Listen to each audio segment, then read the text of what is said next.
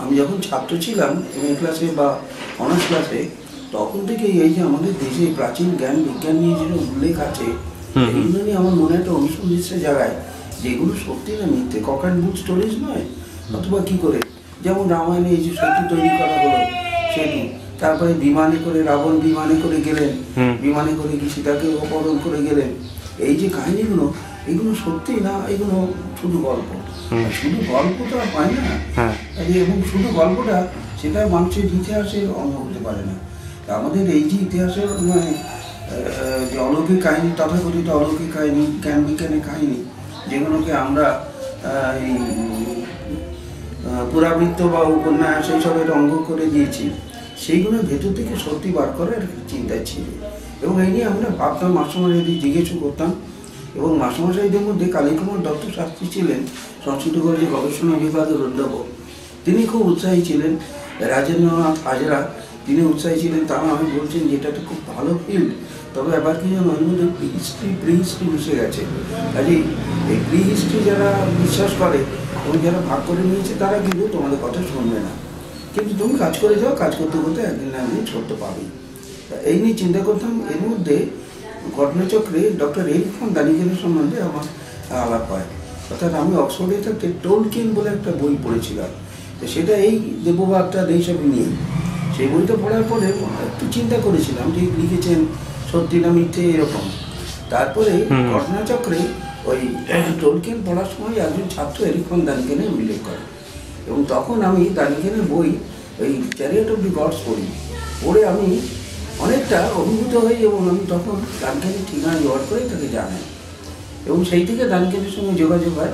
তারপরে ও যখন কলকাতায় আসেন, অজিত দত্ত মশাই ওর বইয়ের বাংলা অনুবাদ করেছেন, তার সঙ্গে যোগাযোগ হলেন এবং তিনিও দানিকেনকে আমার কথা লিখলেন।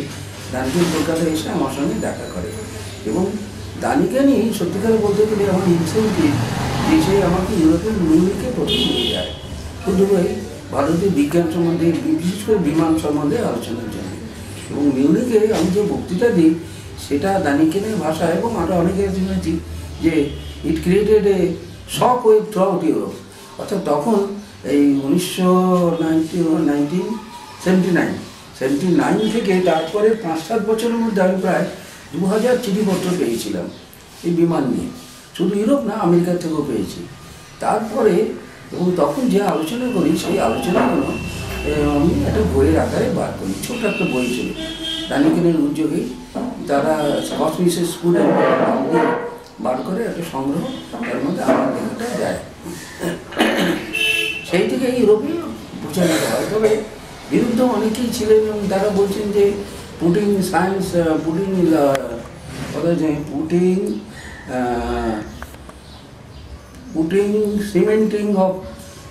Cementing of truth on abstract legends, এই আর কীরকম ভাষাটা ওখানকার কাগজে বেরিত। তবে আর দু একজন যারা একটু সুবাদ, তারা বলছে স্কলারলি দানিকেন এই বলে উল্লেখ করতো, কিন্তু আমার লেখা সবাই পড়তো এবং কেউ কিন্তু আপত্তি করেনি। তারপরে এটা হচ্ছে 1979 থেকে আমি ফিরে আসার পরে, বিরোধ থেকে ফিরে আসার পরে যখন এরকম সাড়া পেলাম, তখন আমার বাংলা এখানকার দেশেরও কিছু কিছু অধ্যাপক তারা আমায় বললেন যে আপনি যে বলছেন কথাগুলোকে আপনি বইয়ের আকারে বার করুন, তাহলে আমরা পড়তে পারবো, আপনার কথার যুক্তিগুলো মেনে নেবো, বা বিরোধী হতে পারে, আলোচনা করতে পারি, কিন্তু আলোচনার মধ্যে দিয়ে সত্য পাওয়া যায়, বইটা বার করবো। তখন আমি সংস্কৃত পুস্তক ভাণ্ডারকে বলি যে আমাদের বইটা বার করো, এবং ওরা তখন নিমামি অ্যানসিয়েন্ট ইন্ডিয়ায় নাম দিয়ে আমার বইটা বার করে। বইটা বার করার পরে বইটা দেখান একটু। এই বইটা বার করে দিয়েছি, এই বইটা বার করে, ঠিক আছে। এই বইটা বার করার পরে বিশেষ করে আমেরিকায় একটা যেন হই পড়ে যায়। আমেরিকা থেকে কত কপি যে অর্ডার দিয়েছিল জানি না, বিভিন্ন সময় পাবলিশার আমাকে কিছু দেননি। একটু পরে শুনেছি যে উনি 2টো রিপ্রিন্টও করিয়েছিলেন এই বইয়ের, আমাকে না জানিয়ে। আমেরিকায় আমেরিকা, হ্যাঁ সেও করেছেন। তারপরে আমেরিকায় অ্যানশিয়েন্ট স্কাইজ বলে তখন অ্যানশিয়েন্ট অ্যাস্ট্রোনট সোসাইটি ছিল, অ্যানশিয়েন্ট অ্যাস্ট্রোনট সোসাইটির মুখপত্র অ্যানশিয়েন্ট স্কাইজ একটা জার্নাল বেরোতো। সেই জার্নালে তারা আমার এই বিমান বইটার একটা সিনপসিস দেয়, বার বার করার পরে আমেরিকা থেকে যে কত চিঠি আমি পেয়েছি তো ঠিক নেই, এবং এরাও কত অর্ডার পেয়েছে তা ঠিক নেই। কিন্তু আমেরিকার খুব প্রচার হয়, আমেরিকার থেকে ল্যাটিন আমেরিকা যায়, ল্যাটিন আমেরিকা, মেক্সিকো এসব জায়গায় যায়, সেখান থেকেও আমি অনেক চিঠিপত্র পাই। তারপরে ইউরোপ থেকে জার্মানি, ফ্রান্স, ইটালি, এর থেকে এমনকি ইসলামিক কান্ট্রিজ থেকেও দু একটা চিঠি আমি পাই। তারা সব এই বিমান সম্বন্ধে জানতে চায়, এবং যতদূর সম্ভব বিমান বইটার আমি তাদের রেফারেন্স দিয়ে দিয়েছিলাম। এর পরের বার হলো তারপরে 1983-তে ভিয়েনায় একটা খুব বড় কনফারেন্স হয়, এনশিয়েন্ট অ্যাস্ট্রোনমি সোসাইটি। সেই কনফারেন্সে ওরা আমাকে ইনভাইট করেছিল। তো সেখানে আমি ততদিনে আমার এই বিমান সম্বন্ধে ধারণাটা অনেকটা পরিষ্কার হয়েছে। আমি সেখানে এই বিমান কী করে তৈরি হয়েছে এবং বিমান কী করে যেত, বিমানের যেসব কী বলে বিমানের যেসব কালারিং যে ছিল, এবং বিমানের কনফিগারেশন, অর্থাৎ বিমানের টানা কতখানি চওড়া, বিমানের মধ্যে কোন জায়গায় পাইলট বসতো, একজন পাইলট এবং ছাড়া কজন প্যাসেঞ্জার বসতো, এই সমস্ত তথ্যগুলো তখন আমি এই ডিটেলসের থেকে পেয়েছি। যেমন রামায়ণে লঙ্কা যুদ্ধের পরে রামচন্দ্র সেই পুষ্পক রথ ডাকলেন, পুষ্পক রথ এলো এবং সেটা অটোমেটিক তাকে সিগন্যাল দিলেই সে চলে আসতো, এইরকমই তার সম্বন্ধে উল্লেখ। ওরা বলছেন যে মন্ত্র বলে তাকে ডাকলেই আসতো, কিন্তু তার নয়, সিগন্যাল দিলেই চলে আসতো। সেই প্লেনে দেখা গেল বর্ণনা দেখলাম রাম, লক্ষ্মণ, বিভীষণ, রাম, লক্ষ্মণ, বিভীষণ, তারপরে হচ্ছে হনুমান এবং সুগ্রীব, আরও 4-5 জন ব্রাহ্মণ, 3-4 জন নিয়ে প্রায় 7 জনকে 8 জন উঠলেন। উঠে সেই বিমান আকাশ দিয়ে উড়ে এলো, সমুদ্রের উপর দিয়ে এসে ইয়ের ওপর দিয়ে মলয় পর্বতের ওপর থেকে এসে তখনকার দিনে যেটা কিষ্কিন্ধা, অর্থাৎ এখন যেটা হায়দ্রাবাদ, এই কিষ্কিন্ধার রাজধানীতে সেটা নামলো। এবং সেখানে নেমে তারা এবং সুগ্রীবের স্ত্রী তারা এবং তার সহচরী আরও 3-4 জনকে নিয়ে মোটামুটি প্রায় 12-13 জন লোককে নিয়ে প্লেনটা উঠলো, এবং উঠে সেখান থেকে কোনাকুনি পশ্চিম দিকে গেল। পশ্চিম দিকে গিয়ে আরাবল্লী পাহাড় ঘুরে, নাসিকের ওপর দিয়ে আরাবল্লী পাহাড় ঘুরে তারপরে অযোধ্যায় এলো। অযোধ্যায় এসে নামবার সময় খুব আস্তে আস্তে নামলো। নেমে মানে আপনি যেগুলো বলছেন এই ডিটেলসগুলো সব দেওয়া আছে? সব দেওয়া আছে, সমস্ত। আচ্ছা আচ্ছা। তা এইসব বর্ণনাগুলো খানিকটা আমি যেখানে ভিয়েনা কনফারেন্সে উল্লেখ করলাম, তখন জোসেফ ব্লুমরিচ, বিখ্যাত সায়েন্টিস্ট, উনি হচ্ছেন স্যাটার্ন স্কাইলাব, ওটা হচ্ছে স্যাটার্ন রকেট আর স্কাইলাব স্পেস ভেহিকল, এর উনি ডাইরেক্টর ছিলেন, এই মিশনের ইঞ্জিনিয়ার এবং ডাইরেক্টর। উনি আমার সঙ্গে আলাপ করলেন এবং করে বললেন যে তুমি যেটা বলছো এগুলো কিন্তু অল দিস সাউন্ড রিয়াল, তবে all these refer to technicalities of an age which is now lost to us, and these are hazy but conform to reality. তা বলে আমি তখন বললাম যে তাহলে আমার এই ফাইন্ডিংসগুলো তোমাকে আমি জানাচ্ছি, তুমি অ্যাজ সায়েন্টিস্ট অ্যানালিসিস করে দেখো how much you can take and how can you can reject. এবং তখন আমি প্রায় 30-40 পাতার মতো টাইপ করে লিখে আমার এই ঘটনাগুলো জানলাম। উনি পড়ে তারপরে, এবং তার মধ্যে ঋগ্বেদেও যে বর্ণনা আছে, ঋগ্বেদে ভুজু বলে একজন রাজা, তিনি সমুদ্রে বিপন্ন হয়ে পড়েছিলেন, তাকে একটা অ্যাম্ফিবিয়ান স্পেনে করে গিয়ে উদ্ধার করে আনা হয়েছিল, এরকম বর্ণনা রয়েছে। তারপর মহাভারতে রয়েছে যে দ্বারকাপুরীর উপরে শাল্যরাজ তিনি বম্বিং করেছিলেন, এবং সেখান থেকে শেষ পর্যন্ত তার প্লেনটাকে সৌমপুর বিমান, সেই বিমানটাকে নিচের থেকে শ্রীকৃষ্ণ একটা রকেট ব্যবহার করে বলছেন বিভিন্ন বান ব্যবহার করে তাকে বিজয় করে বললেন। এবং সৌমরাজ তিনি ছাতা ধরে, ওরা বলছে ছাতা ছত্র, আসলে সেটা হচ্ছে প্যারাসুট, সেই ছাতা নিয়ে তিনি নেমে আসেন। এইসব বর্ণনাগুলো দিয়েছিলাম, উনি তো একেবারে চাল হয়ে গেলেন। সেই প্রত্যেকটিকে স্ক্যান করে করে বললেন যেটা এই অংশে সত্যি, এই অংশে সত্যি, এই অংশে সত্যি, এবং তারপরে এই প্লেনটা কিভাবে হতে পারে এইগুলো তার ধারণা দিলেন। যেমন আমাদের বর্ণনা আছে যেটা সোনার তৈরি প্লেন, রূপোর তৈরি প্লেন, উনি বলেন রূপোর তৈরি, সোনার তৈরি নয়, আসলে অ্যানোডাইজিং ফ্যাক্টর, সোনার মতো দেখতে অ্যানোডাইজিং মানে কভারিং, আচ্ছা আচ্ছা, যে কভারিং সেটা সেই ধরনের, সেই রঙের। তারপরে অংশযুক্ত বিমান, হাঁস দেওয়া বিমান, এটা বলেন যে হাঁসটাকে সিম্বল, প্লেনে পাখাতে যেমন আজকাল যেমন সিম্বল দেওয়া থাকে হ্যাঁ, সেরকম হাঁস সিম্বল দেওয়া আছে এইরকম। তো এইরকমভাবে প্রত্যেকটি জিনিসকে স্ক্যান করে তারপরে বললেন যে এইগুলোকে প্লেন দেখে মনে হচ্ছে যে দুটো টাইপ, একটা ছিল সুপারসনিক ফ্লাইটের জন্য, আর একটা ছিল হেলিকপ্টার টাইপ। এটা বেশি ব্যবহার করা হতো হেলিকপ্টার, এবং এটা অল্প লোক নিয়ে যেত, ওই 7-8 জন লোক নিয়ে যেতে পারতো, এবং এই টাইপটাই বেশি উল্লেখ পাওয়া যায়। তবে রামায়ণে যেটা ছিল যে খুব ইমপ্রুভ টাইপের হেলিকপ্টার, রামায়ণে যে উল্লেখ আছে। এর মধ্যে সমরাঙ্গন সূত্রধার বলে একটা বইয়ের সঙ্গে আমার পরিচয় হলো। এটা বরোদা ওরিয়েন্টাল রিসার্চ ইনস্টিটিউট থেকে বেরিয়েছে, এবং সেই বইটার মধ্যে একটা রেল প্লেনের বর্ণনা দেওয়া আছে, কাঠের প্লেন। তা আমার মনে আছে যে আমি যখন ইউরোপে ছিলাম অক্সফোর্ডে, তখন 1970 সালে 1969 সালে আমি অক্সফোর্ডে যখন যাই, যাওয়ার কিছুদিন পরে আমার মাস্টারমশাই অধ্যাপক টমাস বারো, তিনি খুব বিদ্যুৎসাহী এবং খোলা মনের লোক ছিলেন। ব্রিটিশরা সাধারণভাবে ইম্পেরিয়ালিস্ট, এবং ওরা এই নেটিভ এবং কলোনির লোক এদের যে কিছু আছে এটা স্বীকার করতে চায় না, আর মনে মনে একটা তাদের দ্বিধা আছে। কিন্তু ইনি সেসবের উপরে ছিলেন।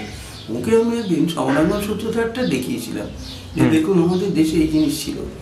উনি সংস্কৃত জানতেন, সংস্কৃত পড়ে একবার আশ্চর্য হয়ে যান, কারণ সেখানে ছিল একটা কাঠের প্লেনে বর্ণনা, যে কাঠের প্লেনটা প্রায় ধরুন 20 ফুট চওড়া হবে, চওড়ায় 20 ফুট 25 ফুট, লম্বায়ও প্রায় 30 ফুট হবে, এবং তার মধ্যে 4 জন লোকের বসার জায়গা ছিল, 4 কি 5, আর 4টে মেটালের যে রিজার্ভার, মেটালের রিজার্ভারে আগুন, মানে সেটা বলছে সাথে লিকুইড ফুয়েল, সেই লিকুইড ফুয়েলটা জ্বালানো হতো, জ্বালিয়ে তার যে প্রেশার, সেই প্রেশারেতে সেটা আকাশে উঠতো, এবং এত জোর শব্দ করে উঠতো যে তারপরে বড় বড় হাতি তারা ভয় পেয়ে ছুটে যেত। আচ্ছা, এটা কি বর্ণনা সমরাঙ্গন সূত্রধারে আছে? বর্ণনা সমরাঙ্গন সূত্রধারে আছে, এবং এই বর্ণনাটা সুন্দর একেবারে। আর মন্দির সেটা, সেই প্লেনটাকে বলছেন যে সূর্য মন্দির দেবতার মন্দিরের মতো। সেইটি পড়ে আমি ওকে দেখানোতে উনি আশ্চর্য হয়ে গেলেন। গিয়ে তারপর আমাকে উনি বললেন যে তুমি এই বিষয়টা যখন জানতে চাও, তুমি জর্ডেন ব্যাংক অবজারভেটরি ডাইরেক্টর, তার সঙ্গে দেখা করো। বলে আমি একটু বলে দিচ্ছি, বলে তিনি ফোনে বলে দিলেন যে Indian gentleman will go to you for some discussion on ancient Indian technology. তখন আমি জর্ডেন ব্যাংক অবজারভেটরি ডাইরেক্টরের কাছে দেখা করি। দেখা করে এইটে ইংরেজি ট্রান্সলেশনটা এর মধ্যে করে নিয়েছিলাম, দেখালাম। ভদ্রলোক ইংলিশ ট্রান্সলেশনটা পড়ে আমাকে প্রশ্ন করলেন, yes this is true certainly, but what the great scientist of your country are doing, they should develop this. তখন আমি খোঁচাটা খেয়ে আমি বললাম যে you are trying to parry my question, I have come to learn from you. তখন ভালো বলে no no no, yes I fully agree with you that this contains a description of a flying machine made of wood. Yes, in the Second World War there are flying machines made of wood. There are wooden planes quite a lot. So this conforms to reality. তুমি এটাকে world কনটেক্সটে বিচার করো, read history এবং about replacement, এবং তারপরে I hope I congratulate you on your work. তারপরে সেখান থেকে আমি চলে এসে ভিয়েনার থেকে যখন জোসেফ ব্লুমিশকে কথা বললাম, তিনিও বললেন yes he has thought in the proper line. এবং ভিয়েনার থেকে ফিরে আসার পরে কিছুদিনের মধ্যে, মাসখানেকের মধ্যে, জোসেফ ব্লুমিশ আমাকে ওই যে টেক্সটটা আমি ট্রান্সলেট করে যা লিখে পাঠিয়েছিলাম, সমস্ত সংস্কৃত টেক্সটের ট্রান্সলেশন, তার উপর থেকে উনি ক্রিটিক্যাল একটা অ্যানালিসিস করে দিলেন, যেটা আমি আমার বইয়ের মধ্যে উল্লেখ করেছি। বইয়ের মধ্যে 6 চ্যাপ্টারেতে কনফিগারেশন বলে যে চ্যাপ্টারটা, সেটা পুরোপুরি জোসেফ ব্লুমিশের লেখা, ওইটা আমি এখানে দিয়ে দিয়েছি। এবং তার থেকেই এই টেকনিক্যালি যেটা পসিবল, এই জিনিসটা পরিষ্কার হয়ে উঠেছে। আচ্ছা, বইটা বেরোনোর পরে আমি জয়ন্ত বিষ্ণু নার্লিকারকে পাঠিয়েছিলাম কপি, অনেক সাইন্টিস্টকে অনেককে পাঠিয়েছিলাম। জয়ন্ত বিষ্ণু সার্কুলার, জয়ন্ত বিষ্ণু নার্লিকার পড়ে বললেন যে your book is very interesting, but appears to be an interpretation on hind thought. পরে চিন্তা করে তুমি এটা বিশ্লেষণ করে দিয়েছে আর কি, এটা অ্যাকচুয়াল রিয়ালিটিতে ছিল কিনা এটা বলা মুশকিল। তারপর জগদীশ ভট্টাচার্য অ্যাস্ট্রোফিজিস্ট, বাংলাদেশের আমাদের কলকাতার নাম করালো, তিনি বললেন যে আপনি এত তথ্য দিয়েছেন যে সেই তথ্যর মধ্যখান থেকে ঠিক সত্যটাকে বার করা মুশকিল, তবে মনে হয় যে তারা এই বিষয়ে হয়তো চিন্তা করেছিলেন এই পর্যন্ত। এই বেশি তাদের কাছ থেকে আর উৎসাহ পায়নি, কিন্তু বিভিন্ন জায়গায় যেসব টেকনিক্যাল ইনস্টিটিউট তারা পড়েই সঙ্গে সঙ্গে আমাকে কংগ্রাচুলেট করেছিলেন। এরকম এই যেমন হায়দ্রাবাদে যেমন যেটা অ্যারোনটিক্যাল সেন্টার আছে, তার ডাইরেক্টর তিনি আমাকে কংগ্রাচুলেশন জানিয়েছিলেন। তারপর শুনেছি যে হায়দ্রাবাদে বইটার 3-4 কপি নিয়ে গেছে, নিয়ে গিয়ে তারা ওখানে পড়েছে, ক্লাসে রেফারেন্সও দেয় এরকম।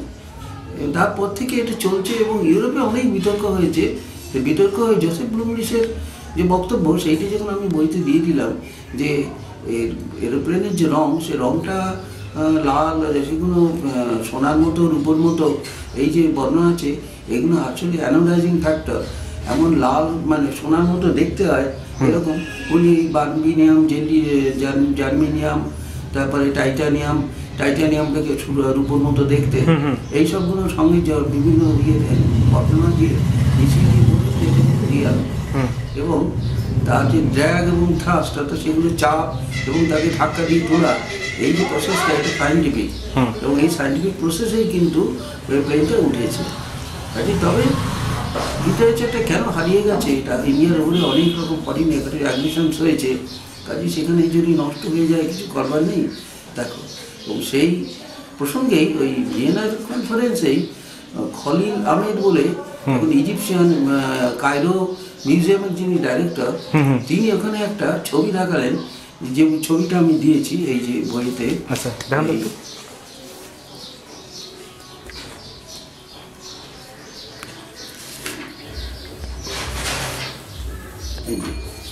এই যে ছবিটা, আচ্ছা, ওয়াও, এটা ওরা ইজিপ্টের কাছে, ইজিপ্টের থেকে 70 মাইল দূরে সাক্কারা বলে একটা ইয়ে আছে, মানে সাক্কারা বলে একটা মিউজিয়াম আছে, মানে সেটা পিরামিডটা বর্তমানে মিউজিয়াম হয়েছে।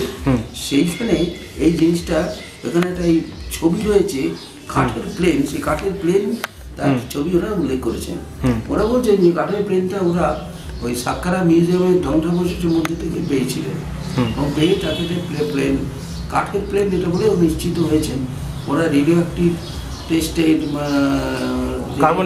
কার্বন ডেটিং করে ওরা 3rd সেঞ্চুরি BC এর ডেট পেয়েছেন। আচ্ছা, যে এই সময় এটা ছিল এবং এটার একটা কপি রেপ্লিকা তৈরি করা হয়েছিল রাজাদের সঙ্গে তাদের স্মৃতি এইসবের জন্য। এটা তিনি দেখান এবং দেখার পরে তার সঙ্গে আমার যখন বিষয় নিয়ে আলাপ হয়, তিনিও খুব উচ্ছ্বসিত হয়ে ওঠেন। তারপরে বই লেখার পরে তাকে পাঠাই এবং তিনি আমাকে এই ছবিটা দিয়েছিলেন, পারমিশন দিয়েছিলেন যেটাকে আমি যাতে বার করতে পারি। কাজে সব জড়িয়ে বিমানের সম্বন্ধে তখন থেকেই ভবিষ্যৎ একটা সাড়া পড়ে গেছে। তবে সন্দিগ্ধ যারা, তারা কিন্তু এখনও ঠিক গ্রহণ করতে পারেন না। তারা নানাভাবে উল্টো পাল্টা কথা বলছেন, বিদ্রুপ করছেন অনেক সময়, কিন্তু পড়ছেন সবাই, বিদ্রুপ করছেন। মোটামুটি এখন এই অবস্থায় দাঁড়িয়ে আছে। আচ্ছা, অনেক অনেক ধন্যবাদ আপনাকে। ঠিক আছে। প্রসঙ্গে যেটা বাদ দিয়েছিলাম সেটা হচ্ছে তালপুরে বলে এক ভদ্রলোক, তার কথা।